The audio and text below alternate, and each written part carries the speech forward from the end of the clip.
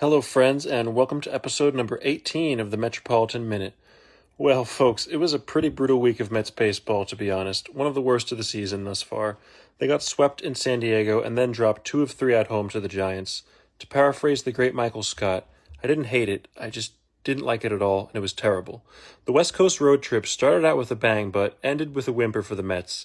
They played an ugly series of baseball against the Padres. They blew a big lead in the first game and didn't stand a chance in the other 2 games, to be honest. Petco Park continues to be a house of horrors for this team. I pray the Mets do not have to come back here in October. Unfortunately, the Mets didn't fare much better over the weekend as they lost the series at home to the Giants. Other than Saturday's offensive outburst, the Mets had a disappointing weekend getting outplayed by a supposedly inferior team, which they had swept just a weekend prior. That's baseball for you, I guess. On the bright side, Pete Alonso is right on the cusp of the Mets' all-time home run record. He hit his 249th and 250th career homers over the weekend, putting him just 2 away from Darryl Strawberry's magic number of 252. It would be great to see him break the record at home this week. Come on, Polar Bear, you can do it. The Mets will need polar power and then some this week as they take on a Guardians team that is right in the AL wildcard mix.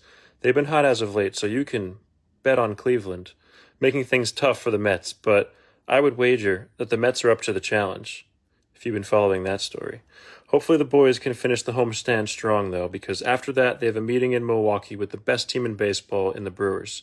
This will be the Mets' first trip to Milwaukee since their fateful victory there in the wildcard series last year. Let's hope Pete and the Mets can recreate some of that October magic this weekend. It's been an up and down second half for the Orange and Blue thus far. The next set of games will be a difficult test as usual for these Mets, but they've proven themselves time and time again.